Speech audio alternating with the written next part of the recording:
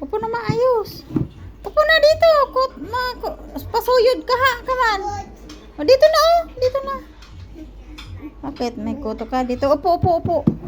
Yan, upo dyan.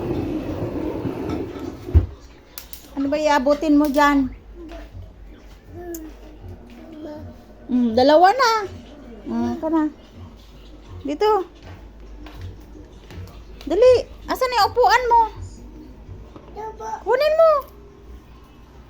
Kunin mo upuan. Ano bang katamaran yan? Bakit pa ang pinaghawak? Pwede namang kamay.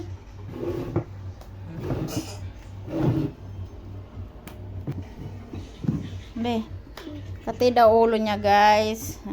May kuto yata eh. Kaya ayan, nagpapakuto siya guys. Sinusuyod ko kahit madilim. Wala namang kuto. Oo, kati daw ulo niya.